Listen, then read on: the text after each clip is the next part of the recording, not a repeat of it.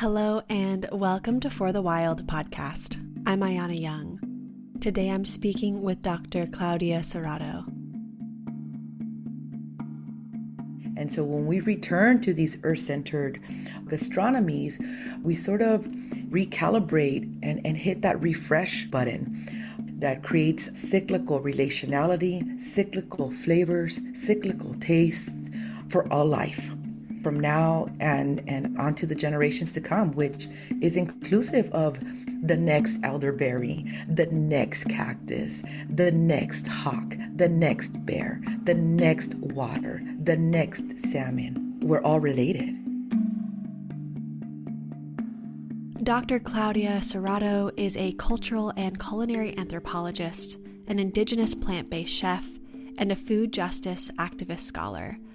Claudia has been writing, speaking, and cooking up decolonized flavors for over a decade by re-indigenizing her diet with Mesoamerican food and foodways, cooking traditions and nutrition, and culinary ways of knowing. Well, Dr. Serrato, thank you so much for joining us on For the Wild podcast. I'm really looking forward to having a lovely and deep conversation today. Thank you. It's such a pleasure. Wonderful. Well, I just want to start off by saying I was so impressed with your rootedness in what you practice and study. And I just want to think about a strong through line in your work, which is the connection between body, food, and soul. And you capture really eloquently the way we cannot separate our theories of the land and the body from their actual embodiment. So I'm wondering what this embodiment means to you and how it relates to practice across disciplines. That's a really good question. Immediately, I think about photosynthesis, kid you not. And this was a teaching that was provided to me by one of the chefs I work with, Chef Nephi Craig. And we were really thinking about Indigenous feminist theories around the body, like you just mentioned, and, understanding our body as landscape. And we began to think about, okay, well, when we're talking about embodiment, right? It's always been that the human is the only person that can embody. And I was like, well, what about the food? And, they have a way of embodying too. And, as our relatives and as our kin.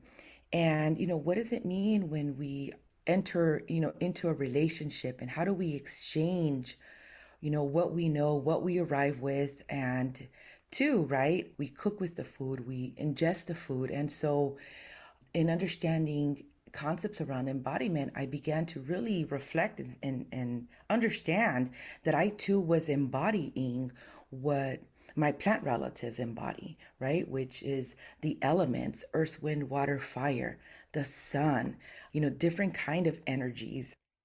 And, what does that do for me, right? It completes me. It really makes me whole.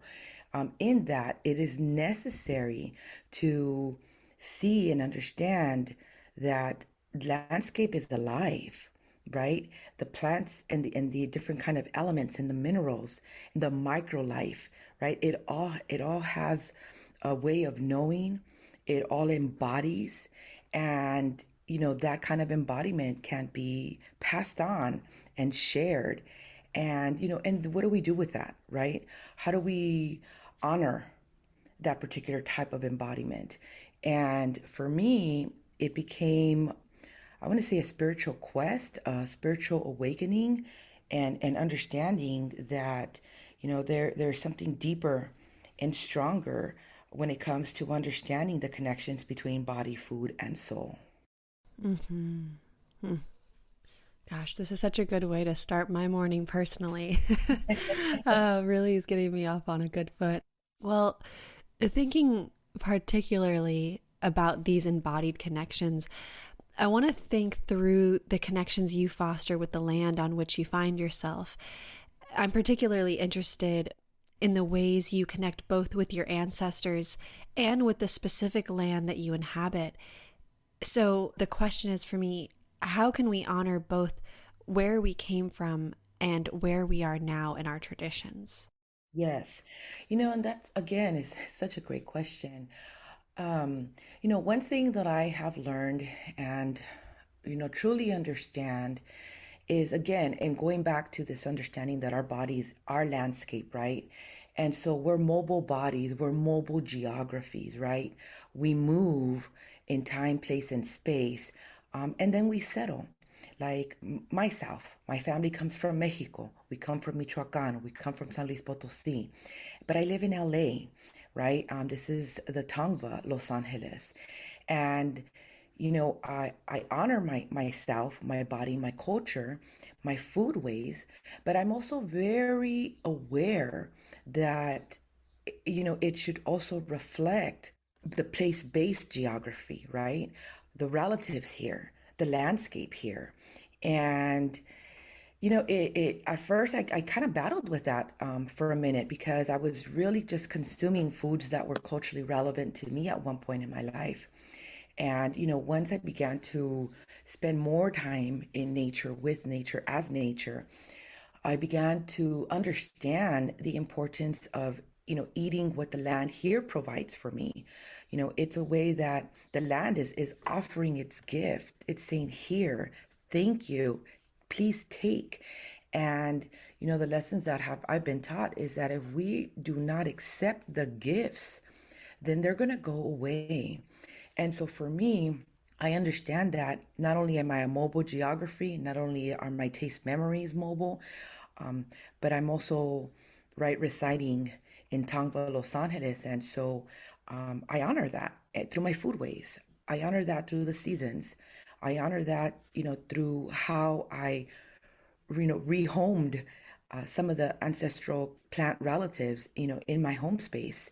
I took out some invasive. I took out my grass, and I replanted from cultural burns some of the plants so that it becomes part of my like new memory, right? The new memories that I am creating by tapping into the different ways that I know, right? Through my senses, through my taste, and ultimately, I want to say honoring the trade routes and through the geographic location I am in, and that is because um, you know before colonialism and even now because we have this particular global system that and food is moving from here, there, and everywhere, right? There was a knowledge exchange, there was a palate exchange, a gastronomic exchange, and that ultimately leads to vitality in how we eat. And so for me, understanding these particular geographies and how they come together,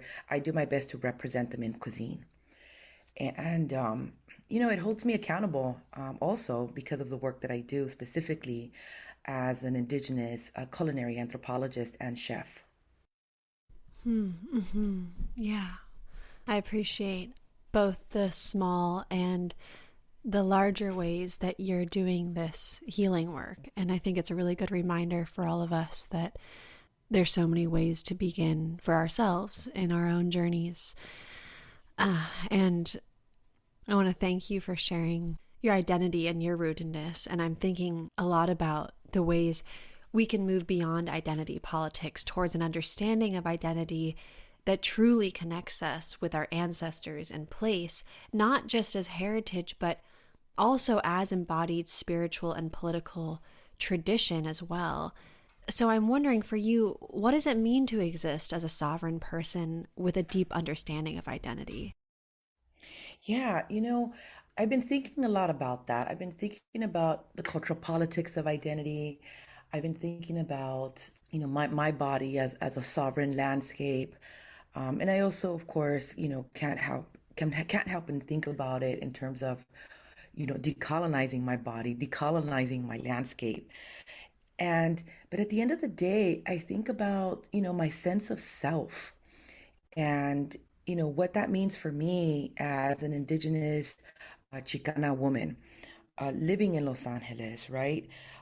Who is constantly reminded, and told that I have to be a specific way with, the social construction of identity and so forth. And I've learned that, identity formation is never like the same, right? It's constantly moving, it's constantly evolving, just like tradition. And so for me, I might feel and be one way one day, and I will receive a form of enlightenment or a message, and that's going to really alter who I am the next. And so for me, it becomes more so fluid, like a fluid identity. It's constantly evolving, and but at the same time, it's aware, right? I'm very aware of where I come from. I'm very aware of the history that has, created who I am, the social aspects of who I am. But I don't hold on to that. And again, that really aligns with my spirituality. It aligns with, being with nature, understanding that, like the seasons, right? There's time to dry up. There's times to go away. There's times to shape shift. There's times to bloom. And with that bloom, not every bloom is the same, right? And so um, I have learned that, it's a beautiful experience. It's beautiful to take in what is necessary for my growth, to let go what is not, and to be open to what's to come. And so, when thinking about my identity and autonomy, I feel that I have the right to be who I choose to be, and not allow outside forces to tell me who I am. And for me, that makes me feel really good, to be honest. And this goes right along the lines of, my food choices and how I choose to eat, and why and when and how.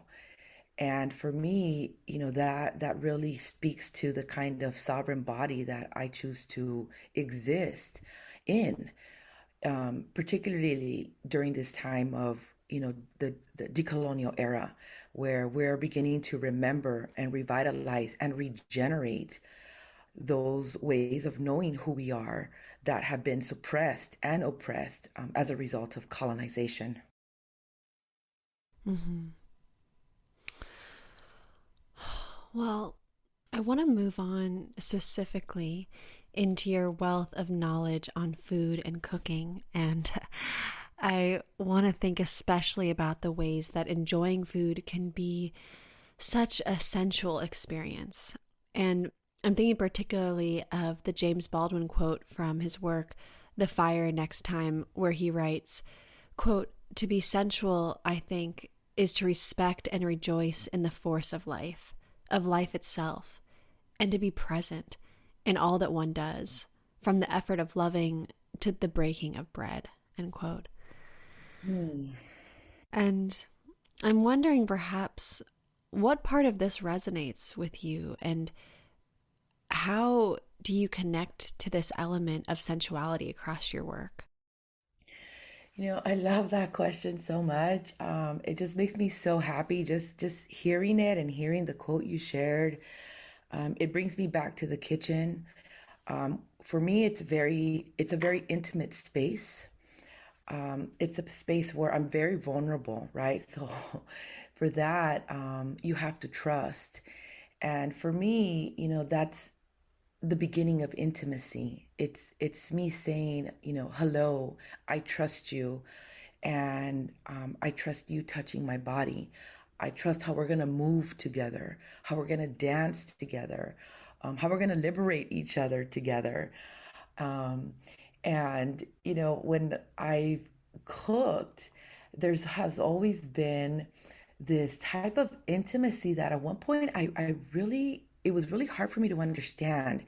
I I I didn't understand, I guess I should say, many years back. Because I did understand like this involvement, this engagement in the kitchen with native foods was, very intimate. And years back, I attended an ecosexuality conference, and in hopes that I would become enlightened. And it was just so wonderful because there was Indigenous presence. And Melissa Nelson actually began to talk about food as intimate, and began to really speak on a type of Indigenous ecosexuality, and which wasn't the way we understand, or popular culture understands sexuality. It was, a way of touching that brought this different kind of, like, I want to say, this different type of comfort, this wholeness. And I understood that because I was feeling that. And it began, it would make me feel really happy, to be honest with you. And it wasn't until I began to, prep food and talk with the food, that it became more sensual. It became very delicate. It became this exchange. My fingers were, running through the food very differently. And there was a feeling of satisfaction that was very different from what I've ever felt with other intimate relationships that I have. And, and it wasn't until I prepared a particular meal once that I took a bite of it, and I actually paid attention to my body. I paid attention to my mouth. I paid attention to the sounds I was making, and I thought, geez, that sounds real orgasmic. And it's because it was. It was so satisfying, and it was just, it was very different, but yet so fulfilling. And so I've truly have understood that, right, how we savor food, how our mouth begins to desire taste. All of that is part of that intimate, sensual experience. And then more so once we actually take a bite of the food and it makes us go, oh, or oh my goodness, this is so great, right? There's like this deep joy. And I'm sure other food lovers could understand that.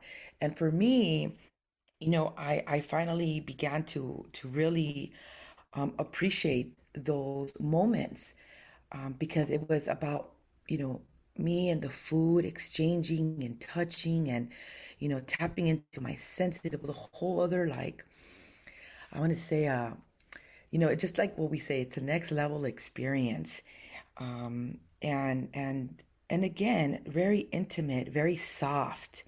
It's a type of, food sexuality, I want to say, that really kept me and keeps me wanting to play with flavors and texture, and, be open to the unknown. Mm-hmm. I'm just remembering orgasmic food experiences and really how much pleasure that has brought me over the years. And I think in a time where we're being sold so many things to fulfill us, how simple and beautiful fresh bread is, and of course food takes its own energy to get to us, but I just really want to pause on that for a minute because I feel that. And I think too, there's something so vital and simple just about the act of cooking as well. And I'm thinking of the ways recipes are passed down and the communities that can form within kitchens and gardens. And I'm wondering if you could give us a glimpse into your kitchen. What does the act of cooking mean for you? Yeah. When I was growing up, for me, I understood cooking as a domestic labor. I understood it as, a place, the way I was told, right? It's a gendered place. And for me, it was really problematic. But it wasn't again until I began to really work on creating a relationship with food that I began to realize that no, the kitchen actually was a safe and a brave space for me. It was a space where I can explore, where I can, again, be vulnerable, and more so where I can, become the medicine woman, right? That I have always, sort of been destined to be. Um, and It's become like Merida Sabarca, she talks about this as like a borderless, unbounded zone, right? This is the place where I have the ability to heal myself, my family. It is a place where I can take out my molcajete. It is a place where I can, bring out my morto and my pesto and pound my salts.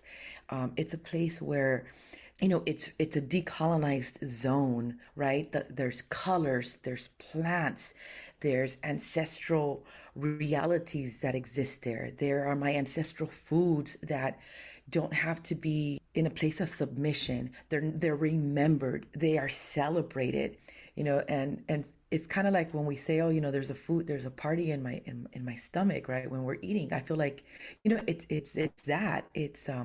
a party. It's a gathering, it's a celebration. And so when I enter the kitchen, I burn my sage, I create my offerings. I thank the ancestors for being there with me, the elements. I really have been taught to pay attention to how the earth resides in my kitchen, how, air, water, and fire, how they play out in the creation of the recipes that I prepare for myself and or for my family. Also to the volcanic rocks and the wisdom that they bring into the kitchen. And so it really humbles me, and it makes me grateful to be in a kitchen, to have a kitchen, and more so to extend my kitchen beyond the four walls of my home. I have also created an outdoor space where I can cook and prep, and where I can walk up to my mint and my poblano chiles and harvest, right there and then. And the same thing with my front yard. It's an extension of my kitchen. I can go out there and I can harvest, my fresh California bay. I can harvest, elderflower, and all these my sage, my black sage, my white sage, my culinary sage.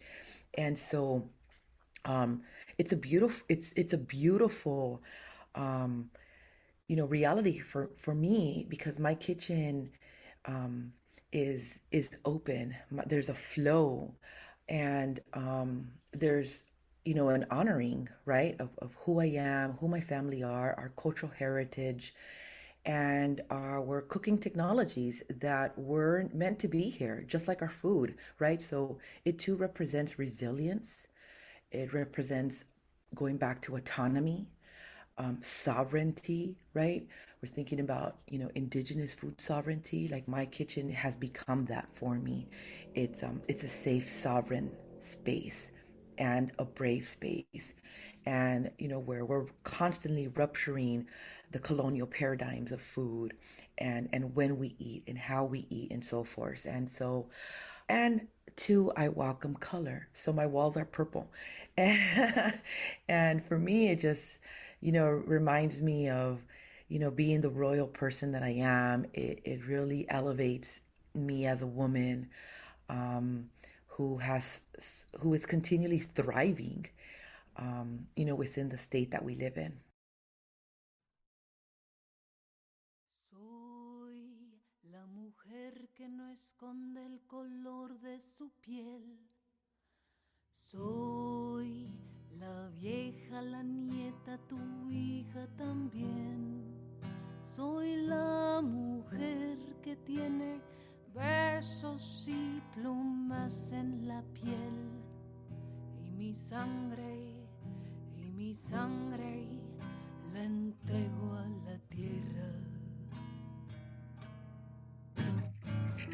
Ya no tengo golpe en la cara, yo soy la que me salva, la mujer que anda destapada, mi voz de nuevo acreditada. Llevo una falda floreada, mi pelo de trigo y cebada, de víctima no tengo nada. Escucha, escucha tu propia parvada. Esta flor no te pertenece. Esta flor no te pertenece.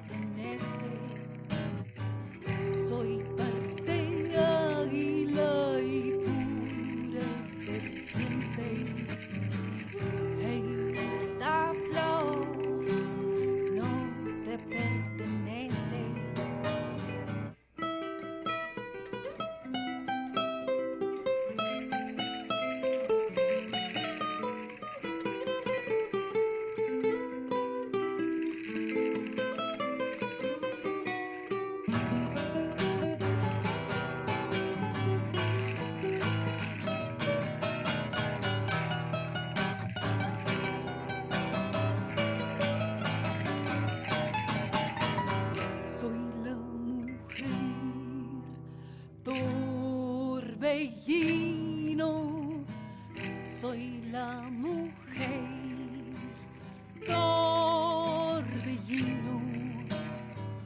soy la mujer, torbellino, soy la mujer, torbellino,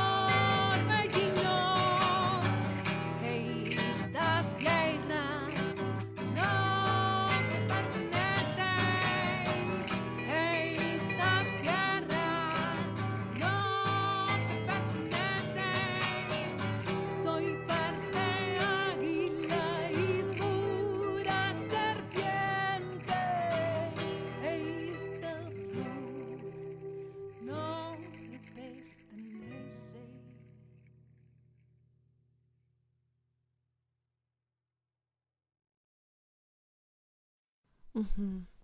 Yeah, it just feels so important to be reminded to thrive during this time when so much of the media and so much of what we experience is really heavy and I think can be really wearing on us. And so to find these simple, sensual, nourishing ways to thrive is so beautiful and such a good reminder. And yeah, I'm feeling it in my body as you speak. And this connection to the senses seems to really connect well with your understandings of Indigenous womb ecology.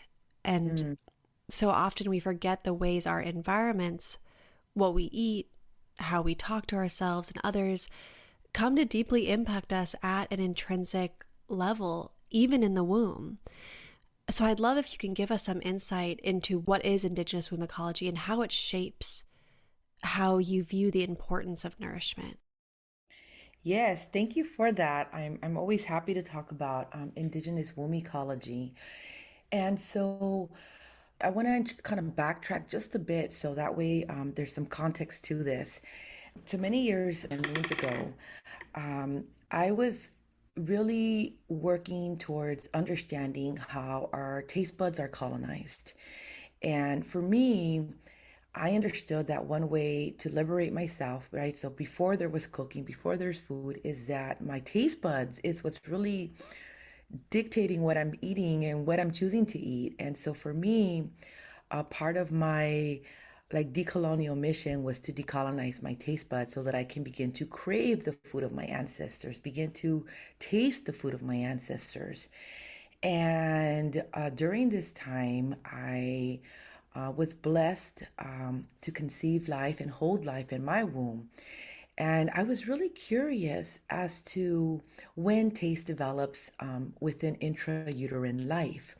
So I began to research, and what I had discovered was that amniotic fluid takes on the flavor of the food we eat.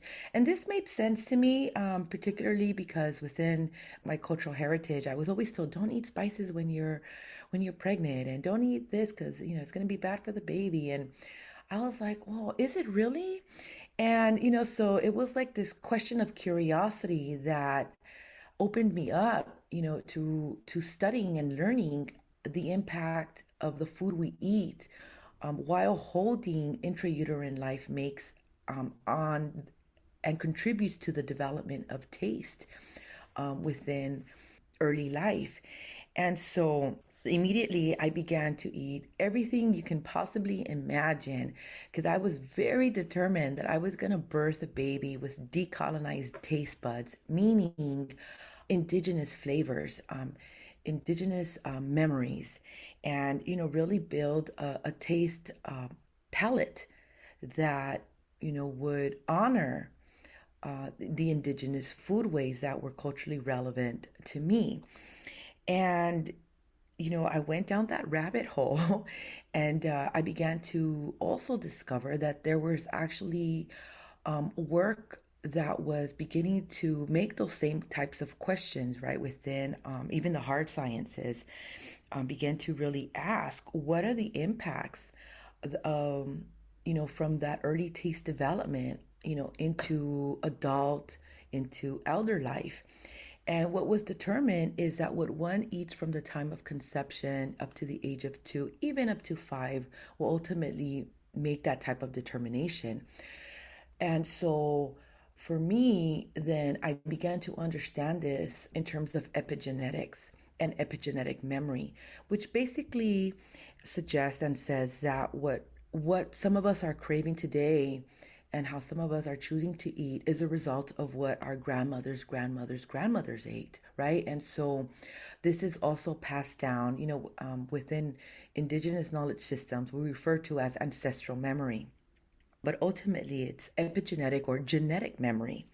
And so for me, right, I was able to, put all this together in such a way that I was able to then expand into the doula world and into the midwifery world, speaking with other indigenous birth workers who too understood that part of their role was to safeguard indigenous food as prenatal food and as postnatal food so that we can protect our babies from being victims to dominant food systems that would then take them away from wanting to crave and or eat their cultural heritage foods.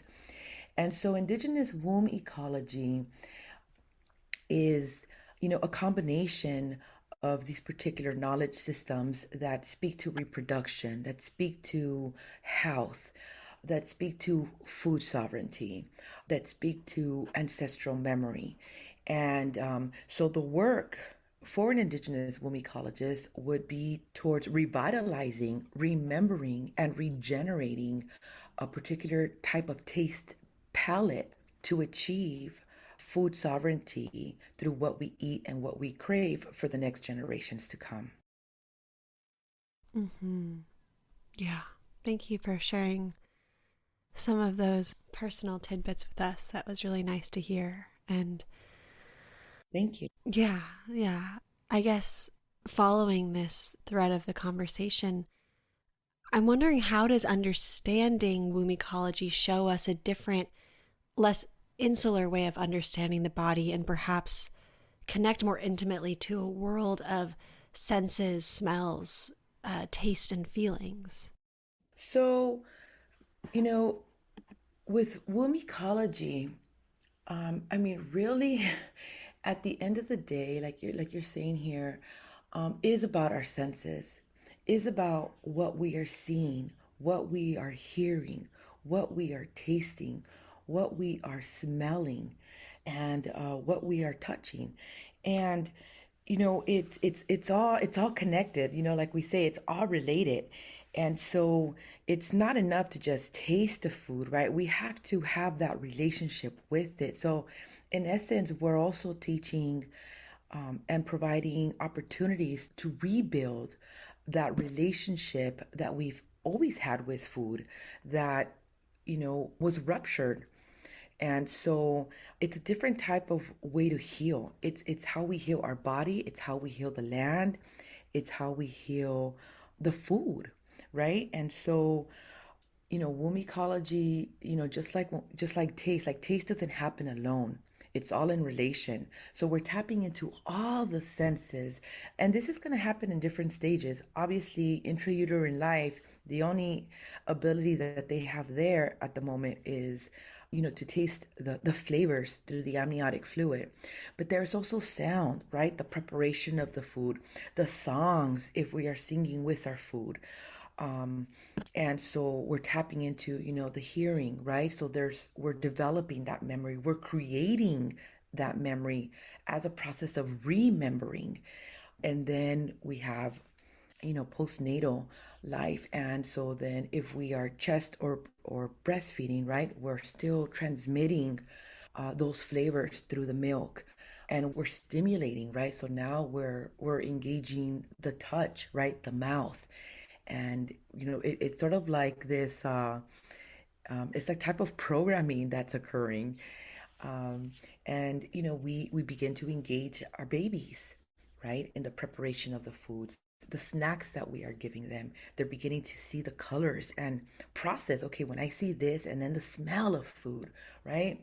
Um, so all of this, becomes part of that, not just, it becomes embodied, right? So we're going back to embodiment. It becomes a form of embodied memory, which is what womb ecology ultimately to hold space for, and really is what we're really working towards, is creating that particular type of sensory embodiment or sensorial experience, so that way the foods and the flavors and the taste are remembered, so that we can, continue to work towards and achieve the kind of food sovereignty and autonomy that many of us doing this particular type of food work hope to achieve. Mm-hmm. Yeah. Oh, this is really bringing me a lot of joy hearing your responses. I think it's really easy to get mired in what's wrong with the world. And it's really important for us to be reminded of the beauty and the connections that we still have so much access to if we dedicate ourselves to our senses and these connections. And I'm just thinking about how tradition is such an active and evolving reality, and it must be practiced to be maintained. So I'm wondering, how do these memories forge connections that challenge linear versions of time and static views of tradition?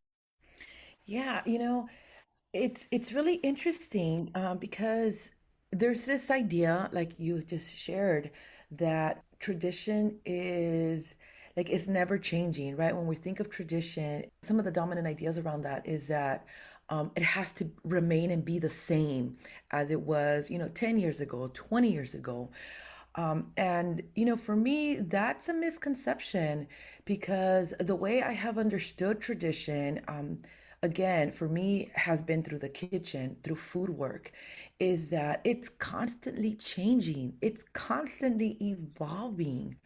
And tradition is, right, is a remembering of those types of celebrations and the way that we gather and the way that we interact with one another. But it's to say that it hasn't always been the same, right?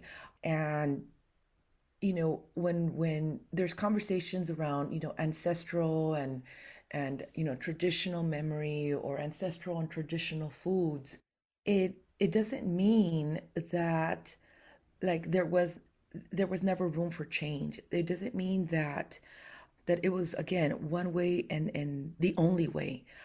Tradition, it's situated within time, place, and space, and it moves just like our bodies, right? Like our mobile geographies, they are culturally relevant, they are culturally situated, they do take on cultural meanings, but it doesn't mean that they can't evolve. They don't, like, they change when they do. And we see that again through food. We have, like, the churro lamb out in the Navajo Nation, right? It was introduced, however, it has become part of the traditional diet, right? And so it's how we give new meaning, and new experiences, and how it shapes us, culturally and geographically. And so, when thinking about tradition, I really rejoice in being able to create new traditions, right? Moments and opportunities that my family can create to gather and come together and to honor ourselves and the food and the symbolic meaning, the cultural meaning that we have created, to take on what we have decided to call a tradition, and by following up with it the next year and the year after, and to allow it to evolve, because it too takes on its own life. And and it might, within its own life, within the tradition might tell us, what, I want this to change up, or I want, to be more inclusive of this particular way or this particular teaching. And so, and some of those teachings, are teachings from our ancestral past. And some teachings are those of the ancestral future, right? So we're talking about indigenous futurity. And so it evolves. There's a whole um, a change of flow. It's like this, like you said earlier, there's this energy. And so some of that energy is, deeply rooted, since time immemorial. And some of that energy is the energy to come. And so we honor that through our practices. Hmm.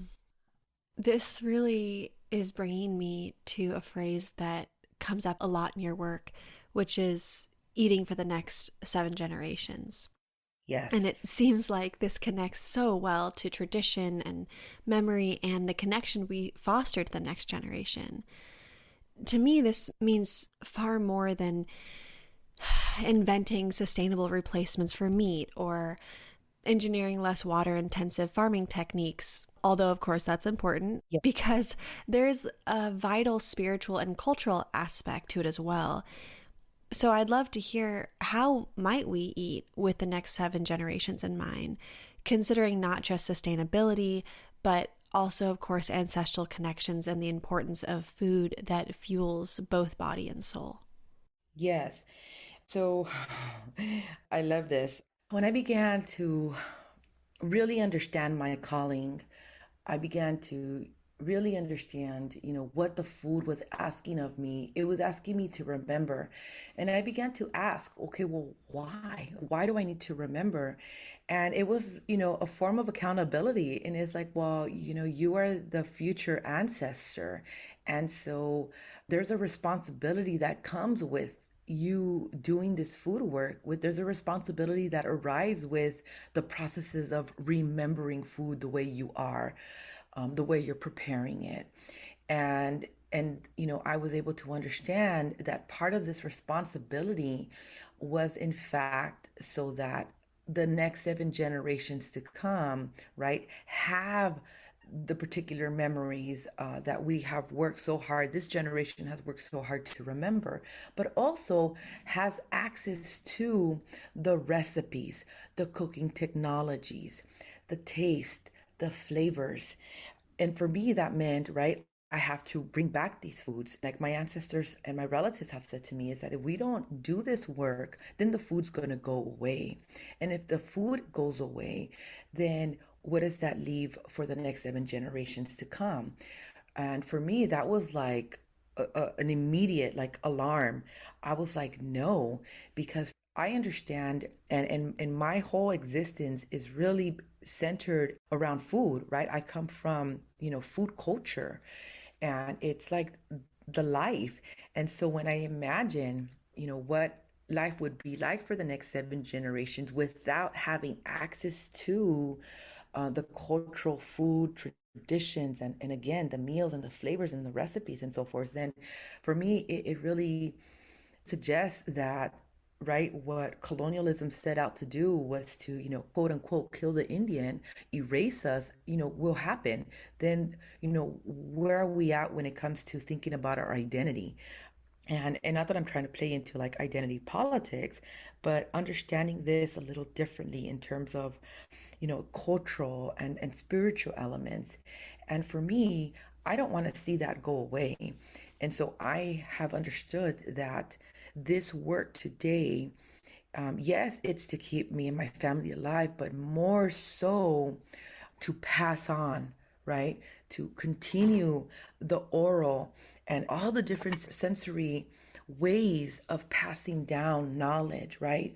Maintaining the culinary epistemologies and being able to document them through like our cookbooks these days, and other ways of how we engage with kitchen and food work, so that they can tap into their womb ecologies, tap into their genetic memories, and thrive as cultural peoples. And two, right, we're talking about autonomy, we're talking about sovereignty, and we're also talking about healing. And we understand that food is our medicine. And so this really speaks to the healing of a nation, a healing of people. And who are these people? These are the 7 generations to come.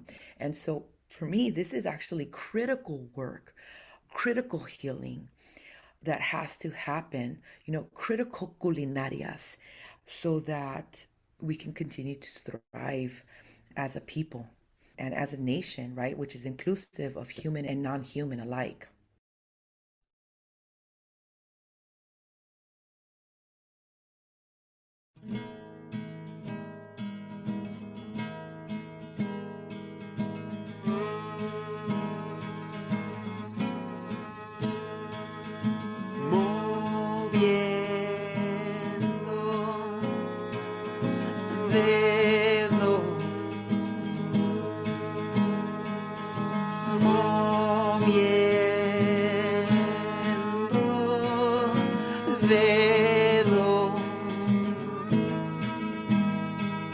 Dibujaste el aire y sus cuerpos, dibujaste todos tus silencios. Me encontrarás cuando encuentres mi sol, te encontraré en silencio. Nada, nada más, nada más que mirar para verte volar, nada más que mirar.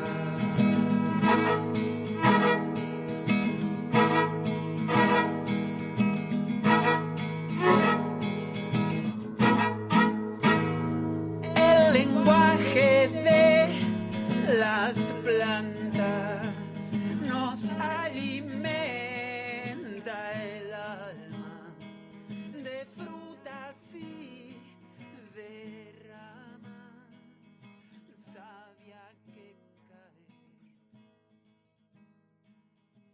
savia que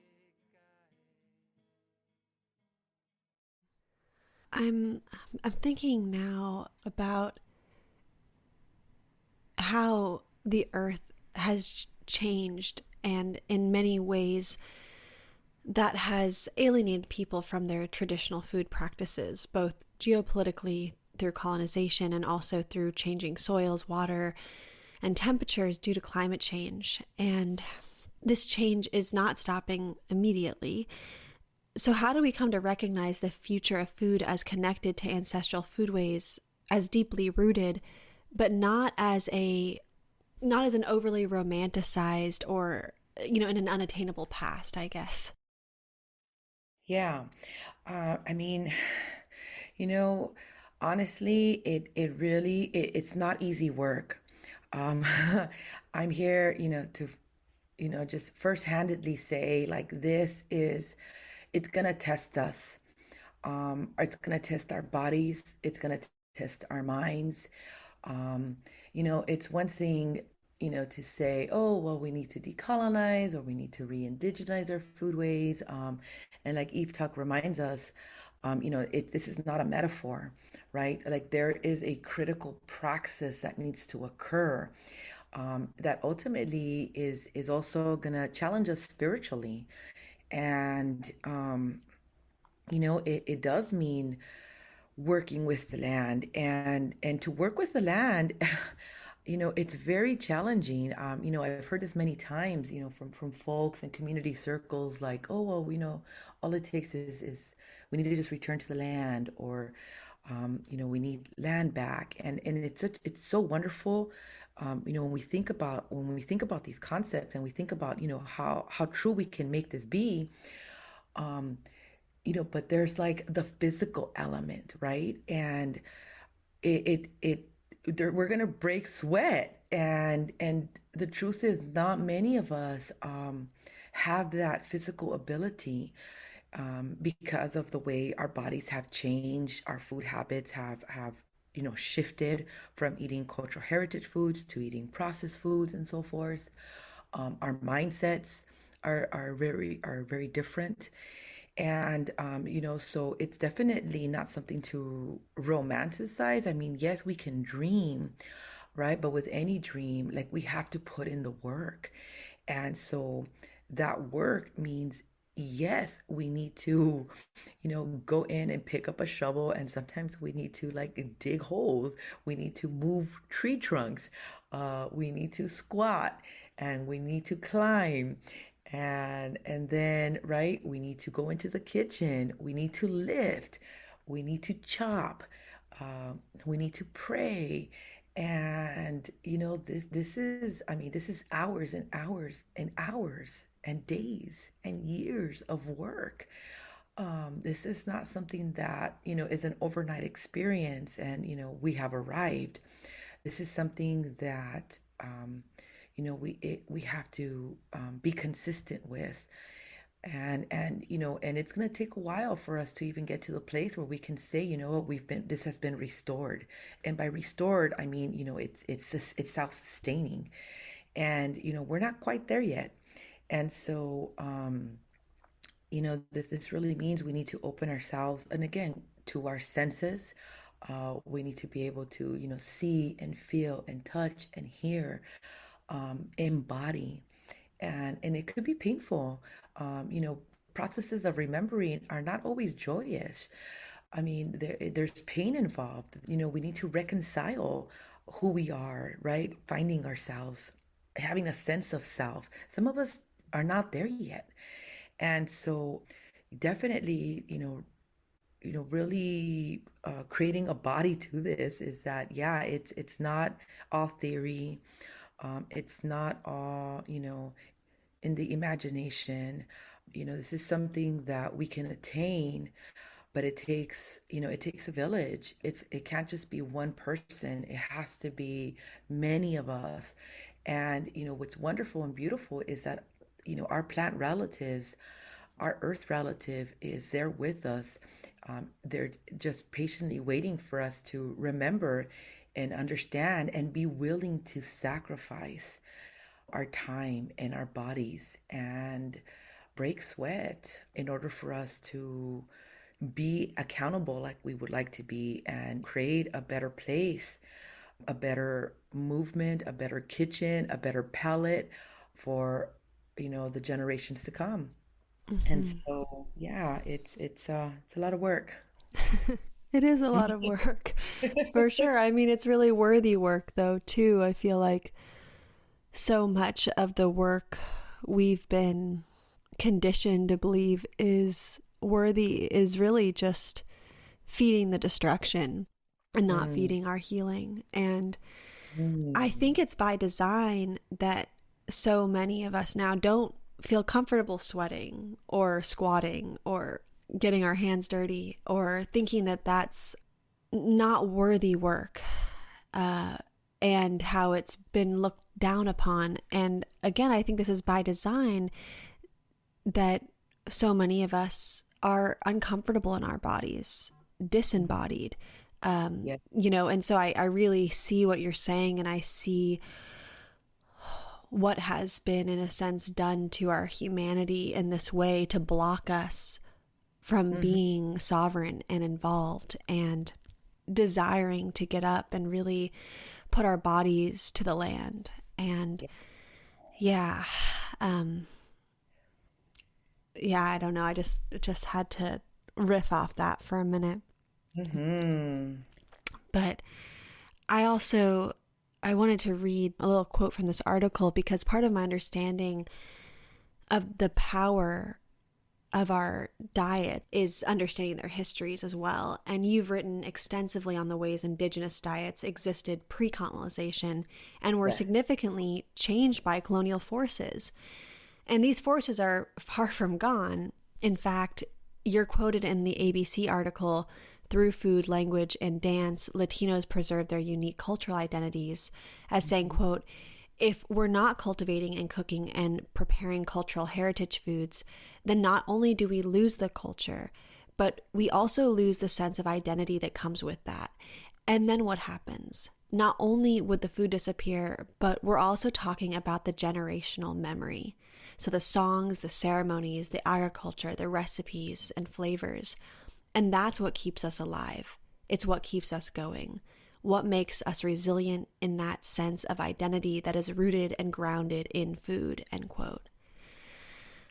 And Yeah, in so many ways, globalization and standardization of food has been a violent practice that has stripped so many from one of the most tangible cultural ties, which is foodways. So I'd love to hear you talk us through the benefits of decolonizing our taste buds as practice, and in a sense as revolution. Yes, yes. I'm sorry that I'm laughing. It's just, it's one of like joy. It's one of like congratulations, like because when I began to truly, really like 100% like dedicate myself to this particular path, it wasn't well received. Again, I entered this in thinking about ways in which colonization was taking over my body as landscape. And I thought, well, how is it doing this? And this is when I was pursuing my first master's. And, I came across a quote from Queer Aslan by Sherry Moraga, where she states that our bodies were being colonized by white Eurocentric, heterosexual, imperialist United States. And for me, I was like, well, how is it doing this? I understood, the colonization of the mind. I understood like those different elements. And at the time, I don't remember what exactly I was eating. And I looked down and I thought, through my mouth, my mouth is its portal, it's its entryway. And I was like, I need to close my mouth, and I need to, liberate myself through what I eat.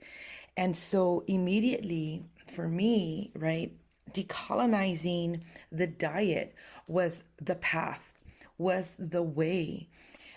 And so I would, really, with different circles I was a part of, I would speak to, why we need to decolonize the diet, and what foods do we need to let go of, or what foods we need to remember, or what type of particular diet we need to return to.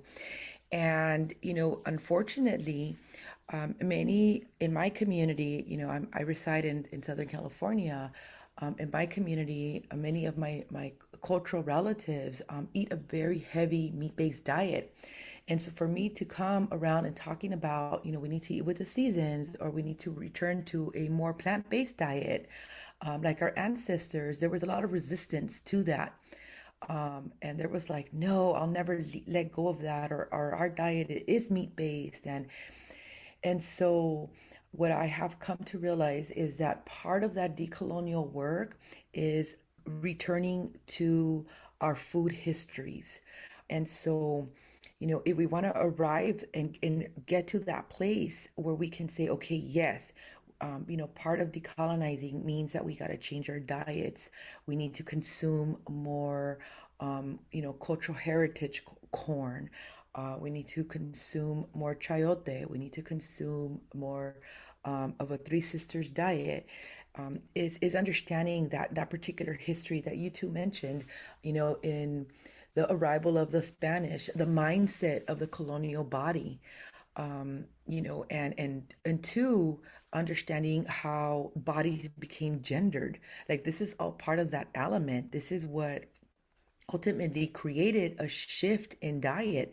There was this idea that one body was more superior than another if one consumed um, chicken, beef, and pork versus eating an 80% plant-based diet and eating seasonal proteins like deer, quail, and larva.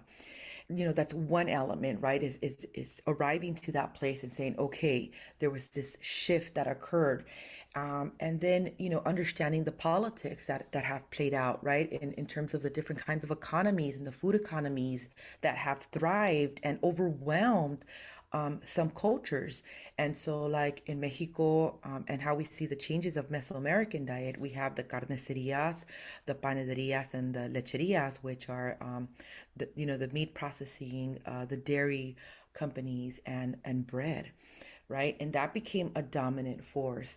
But if we were not eating those foods, it meant that we were backwards. It meant that right? We were inferior people.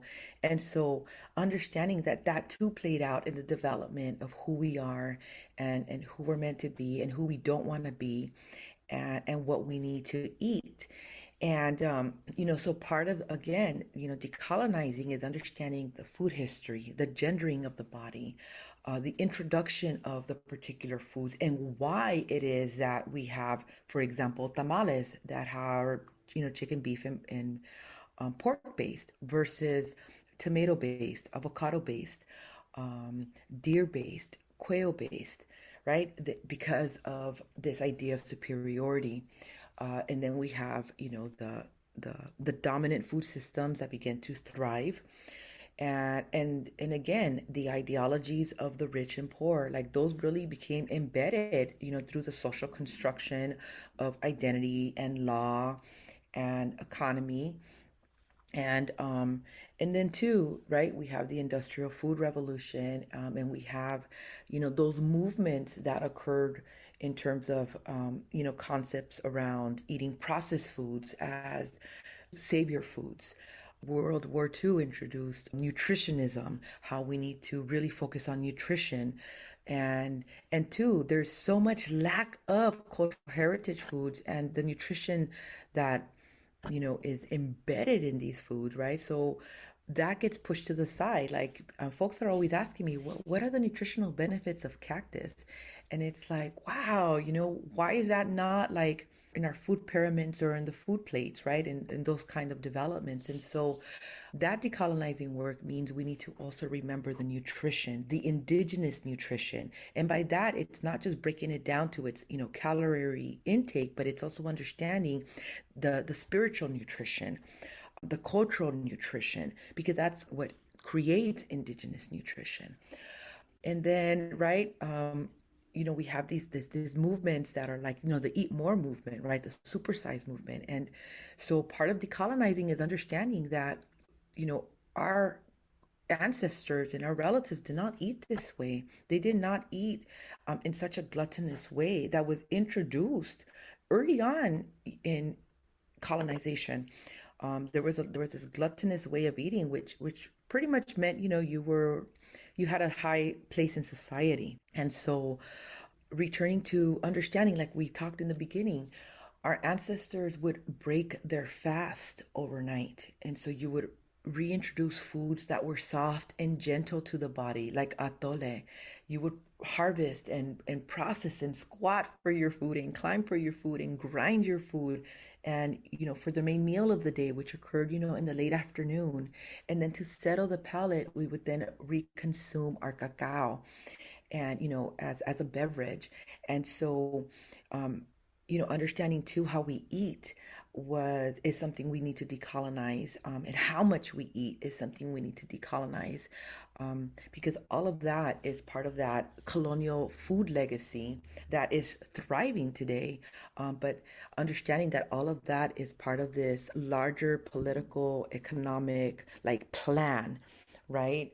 And so we need to decolonize our mindset. And one way of doing that is by remembering our ancestral gardens, our ancestral foodways, and not just the food, but how we ate, when we ate, and why. And bringing back seasonality into that, because that ultimately determined when we had access to certain plants and vegetables and fruits and fungi and insects and small game, because it wasn't available all year long. It just wasn't. And so there's a lot of work. There truly is a lot. But it begins, with one meal at a time, and we can get there. But it's just going to take, again, going back to, the work. And yes, so it's there's a lot there, and again, when I arrived here, I thought it was just so simple, like, oh, I'll just change my food ways. I'll just, eat more plants. But, again, I went down that rabbit hole and I discovered it's more than just eating more plants. It's more than that. Mm-hmm. Oh, I'm feeling so riled up in a good way from that response. Good. I'm like, yes. um, I just, there is so much there and there is so much work. But again, I feel like so many of us are craving purpose, and we Yes. are craving work that actually matters, that feels good, that's sensuous, that is pleasurable, that is sometimes, yeah, it's hard and it's challenging, but again, anything worth our soul's time is Mm. has challenges to it. I mean, that's just the way it is. It's the way the cookie crumbles. We can't get away from that. And so I feel revitalized, and I hope others who are listening feel that seed planted in us of being passionate to come up against those challenges and rise above in a way where we're being fed and nourished by the sensuous, by the pleasure of food, by the pleasure of hard work with the land. And because I think at the end of the day, it's so fulfilling. And then we get to lie in bed and feel a sense of true connection. And so, yeah, this has been such a beautiful conversation and has really gotten me inspired. And yeah, I'm just thinking as we conclude, I'm really hoping that we can talk a bit about your philosophies on healing and relationality, which seems like they point to an even deeper decolonial reality.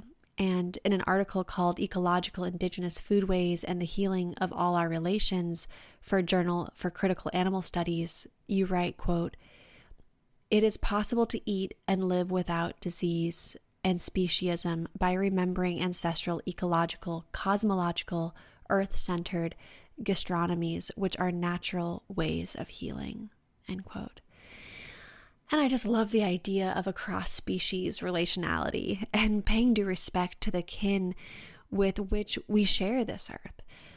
So what earth-centered gastronomies are healing, and how are they healing to relationships not only between humans, but also between our animal kin? Yes. Oh, I'm so glad you brought up this piece. I was like, we all heal, we all heal. And I think, when we begin to truly embrace and practice an earth-centered gastronomy, then we are truly engaging in a type of healing system that is ecological. And by that, I mean, it's not only, between human and human, but between human and non-human, and between non-human and non-human, right? So we allow and make room for all to thrive. The land thrives, the plant thrives, the ladybug thrives, the hummingbird thrives, the hawk thrives.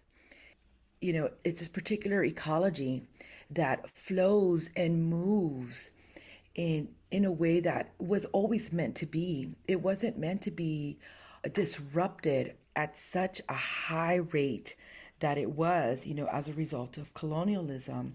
And so when we began to return to an earth-centered gastronomy, um, we are also mindful of the seasons. We're also mindful of the particular elements that need to occur. Like we need to have cultural burns. We need to have this particular type of movement in the land. And one thing I was taught about many years back is concepts around ecological chaos, and how important it is that we have worlds within a world within a world to exist, and they all have their system. But when we begin to remember the foods, right, and eat in such a way, that means everybody eats. That includes the fungi, that includes microlife. And for me, that is the kind of healing work that we need, right? Because we cannot be, anthropocentric and thinking, oh, well, it's all about the human, because it's not, right? Um, we are nature, and that's been taken from us. We've been told that we're not, that we are outside of it, and that nature should exist on its own. But it's a type of co-evolvement, co-creation, co-engagement that allows us all to eat. And two, right, it's like the teachings that come with harvesting and gathering is we need to harvest and take what we need, but leave for other life to eat, for other life to consume. And so when we return to these earth-centered gastronomies, we sort of recalibrate and hit that refresh button that creates cyclical relationality, cyclical flavors, cyclical tastes for all life from now and onto the generations to come, which is inclusive of the next elderberry, the next cactus, the next hawk, the next bear, the next water, the next salmon. We're all related. Mm-hmm. Yes. Oh, Dr. Serrato, thank you so much for this time, this inspiration, your energy, your passion, your dedication. I think it's so important for us to hear from people like you and be reminded to dig in together. So thanks so much for your time. And yeah, I look forward to continuing to follow your work. Awesome. Thank you. Thank you for listening to this episode of For the Wild podcast. The music you heard today is by Justin Cromer, Paloma, and Julio Quinto. For the Wild is created by Ayana Young, Ali Constantine, Erica Ekram, Emily Guerra, and Julia Jackson.